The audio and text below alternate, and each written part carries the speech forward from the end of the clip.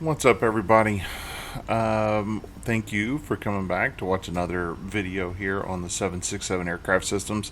In this one, we're going to do just a quick overview of the engine start selectors. It's not going to be a long one today. Hopefully, I can keep my thoughts to myself and make it a quicker video. Basically, I'm going to do this one a little bit different than I have the last couple. Last couple, I've put in like a PowerPoint. I've ran through PowerPoint and all that kind of stuff. I'm bringing it back into the airplane today, and we're going to look at the overhead panel, and I'm going to run through some of these conditions and what the switches mean. And in a later video, I'll talk more in depth about the engines themselves and kind of how they work and some of the things we need to worry about there. For today, I'm literally just talking about this section right here, which is my engine start selectors and my igniters. That's all I'm doing. Okay, so let's look at this real quick. So the first thing, I've got three switches. I've got this one, and this one. So it's labeled L and R. Duh, because we have two engines. One's left and one's right. So we have the left engine, the right engine, and then I've got my number one igniter, my number two igniter, or both, depending on the need of what I need to do.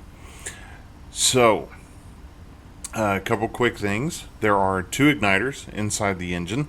We can use one at a time, or we can use both of them.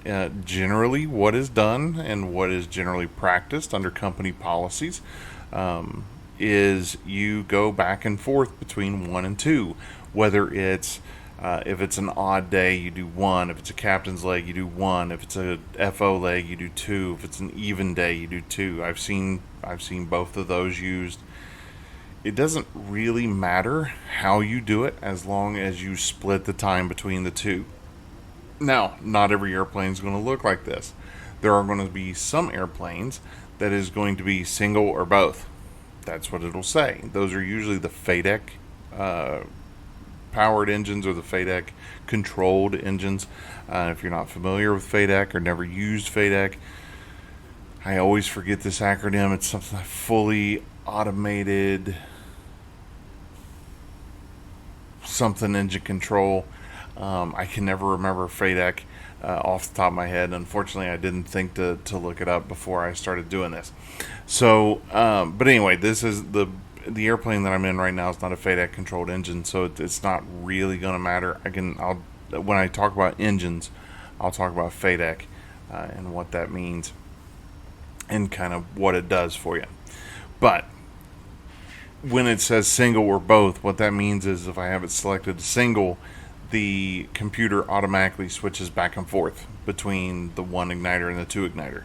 In this one, it has to be a little bit more manual. You have to select one or two based off of what you're doing. And it could be every other flight. It could be every other day. It doesn't really matter. It's just as long as you're limiting the duty cycles on those starters or the igniters. Because what we're trying to not do is to overwork one particular igniter and never touch the other igniter. When we need it, it all of a sudden doesn't work and we didn't know, kind of thing. So you're kind of doing an ops check as you're doing this as well. Oh, it's ironic that the fuel config light would come on. Anyway, so how I have the airplane set up right now is I've got it set up. It's ironically it's sitting on a runway. It's sitting on runway 9 in Miami. The power's on. The aircraft is on, as you can see here. I've got it, lined up, ready for takeoff. But I need to start my engines. I don't have my engines started right now, so we're going to go ahead and do that. And if you remember from my fuel video that I just posted yesterday, and I'll put a little thing up here for it, this fuel config light did come on, and it just clicked as to why. So I have more than 1,200 pounds in my center tank, and my center tank pumps aren't running. That's the only thing I can figure out at this point, because outside of that, I don't have an imbalance and I don't have low fuel. So anyway, we'll start the engines and see what happens. Okay, so just to talk about these switches and these positions and what they mean. So the first here is auto. I'm leaving out ground because this one takes a little bit more of discussion. I'll talk about that in a sec. Auto is pretty simple. It turns your igniters on automatically during certain phases of flight. Those certain phases of flight are going to be anytime the flaps are out of the up position, so anytime they go to extend. And then the second one is whenever you turn the anti-ice on.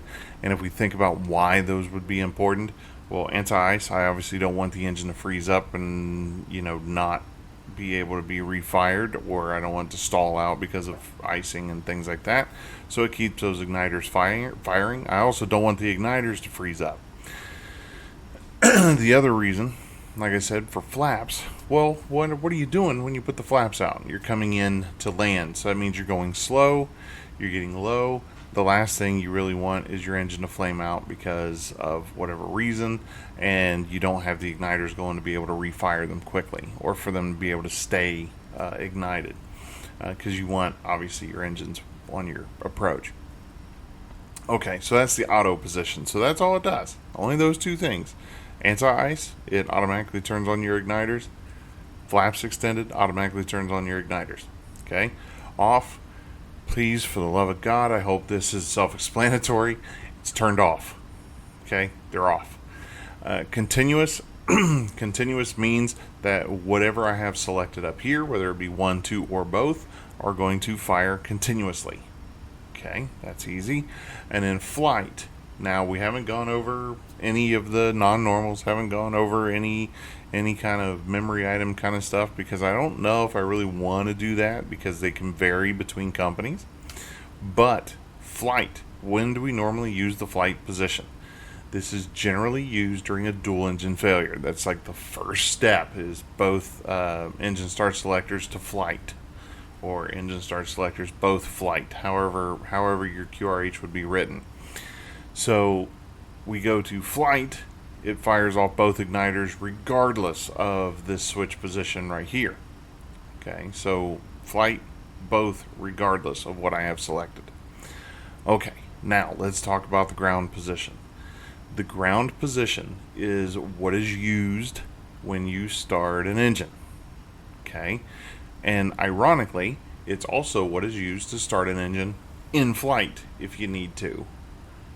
You'd go to the ground position. If you're trying to do a cross bleed start to start an engine in flight, you would go to the ground position. Again, when I talk about engines in a later video, I'll expand on that a little bit more. But for the purposes of this video, just know that this can be used in ground or on the ground or in flight, depending on the situation. But when I go to ground, there are a couple things that happen. When I say a couple, I really mean 4, so it's actually a few things. And what that is SAIL. That's the acronym that I use. SAIL. SAIL. And I'm going to do my best to edit this video to where it says SAIL on the video screen right now, so it should say that. And then we'll kind of go through them. So SAIL, you have your starter valve that's going to open. So start valve opens, that'll be this light here, because I'm going to start the engines here and show you what I'm looking at. So starter valve opens, that's your S. A is going to be your APU bleed opens, even though it may already be open. But the APU goes in the high flow at this time too. So you got APU going to high flow, APU bleed valve opens, and if you already have an engine started, it closes the engine bleed valve that you start. So again, I'll walk you through that as I start the engine. And then I is igniter.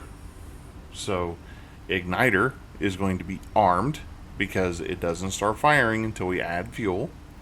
And again, I'm going to start the engine, so you'll see that. And then L is going to be load shed. So load shed, talking about electrics. We're going to load shed electrics. That would be things like our utility buses. And I'll show you that here in just a second. So again, SAIL. Start valve opens, APU goes into high flow, APU bleed valve opens, engine bleed valve closes. I is for igniters. Igniters are going to be armed. L is going to be load shed, and that's load shed of electrics. Again, that's going to be an acronym that should be on the screen right now. Okay, so let's go ahead and jump into getting this thing started. So I have packs on, and I've got APU running, and the APU is giving me air. The problem is I have packs on, so I don't want to do that. Now, again, depending on your company policy, okay, there may be a requirement to close the APU bleed. Okay, so you see the valve light come on and go off. Turn off your packs. Watch the pressure drop. Open your bleed back up. Above 30 psi, that's what we're looking for. Okay, so we're above 30 psi, so we are able to start the engines. Because see, watch what happens. I go here, you can see a drop. I go here, you can see a drop. All right. So the reason that some policies or some company policies talk about closing that APU bleed and then turning your packs off and then opening the APU bleed is because there's a weak check valve, and I believe it's a service bulletin. I think a lot of them have been complied with now, if not all of them. But if you have this one particular APU check valve, it was weak, and if I would go like this and turn these off, there would be this back pressure into the APU, and if there was back pressure into the APU and the APU sensed that there was back pressure, it would shut down, and then you're kind of out of luck because you're kind of ready to go and now you're going to be delayed and so on and so forth. So the fix for that was to turn these off, or close this, turn these off, and then open this back up, watch your pressure rise, and then start your engines. Now again, your company may not have that policy. That is just something that is out there if you change companies, or if you're just learning this airplane and you're going to a company that happens to have that policy. Okay, so now that my duct pressure and everything is right, so I can use the bleed air to start my engine, because that's how these engines start. I'm going to go right here, and I'm going to go to the ground position. Boom, I go to the ground position. You can see that I had load shed of electrics. You can see that my start valve has opened. You can see that I've got load shed of my recirc fans, even though most 7.6s, if they're cargo anyway, don't have recirc fans. And now I can see here that my N2 has started to rise. My EGT is still here, so then I come down here, add fuel, come on, add fuel. I look at my engine and my spar valve lights come on and go out. I notice my N2 starts to rise. I notice my EGT comes up. All of these things I'm looking at to see if I'm going to have a hot start or a hung start, and I need to shut the engine down. You see the flicker there? That means that the engine came on and that the generator came online like it's supposed to, which is good. So I can come up here and I can see that right here. My drive light extinguished, my off light extinguished. And if you're confused on what that is, I'll put a card right here, and you can see the electrics video where I talk about that. And look at this, my center tank pump, it came on. One thing I did forget to mention in my fuel video is that these pumps are actually inhibited to come on until the engine on the respective side goes to 50% N2. I did forget to mention that in there, but I'll mention it in another video when I cover the entire overhead panel. So this pump's on, everything's good. I can look. Okay, now that the engine started and that generator came online, notice how my electrics stopped load shedding. Okay, alright, so now I can go and start my next engine. And you can also notice I didn't move that switch to auto. It clicked to auto on its own. It does that at 50% N2. 50% N2. Remember that number, because 50% N2 applies to a lot of things on this panel. Alright, so let's go ahead and start this engine. Okay, I go to ground, load shed that utility bus, load shed the recircs, come down, N2. This is my little bug that says this is how much N2 I have to be able to start the engine, which here it's 20%, and then 20%, anything after 20% that doesn't go a full percent in 5 seconds, that's considered max motoring. Max motoring means that's what you're going to get out of the engine, so then I can go ahead and start it. So, dink, I'm going to go ahead and start it, make sure those lights come on and go out. I get light off, you see the engine coming up. This is my engine start limit right here for EGT. Oh, there's my click for the other generator to come on, and you can see my N2 sitting around 50. Come up here, and it clicked back to auto, because that's what it does at 50% N2. What percent N2? 50%. Okay, So that's really it. That's all I wanted to show. That's all I wanted to talk about. This is a quick and dirty video on the engine start selectors as well as the engine ignition switches, and just a quick run through of the actual engine start itself. There will be subsequent videos that will come on where we'll talk about the engines and some additional stuff that comes along with those. Let's go ahead and turn those on like I should have. Not that it really matters because I'm going to be shutting the airplane down here in just a second anyway. But yeah, so again, it was a quick video, about 15 minutes. It's about a half hour shorter than the video I made last night about the or the fuel system. So if you want to check that video out, that'll be listed here. And yeah, we'll talk more. See ya.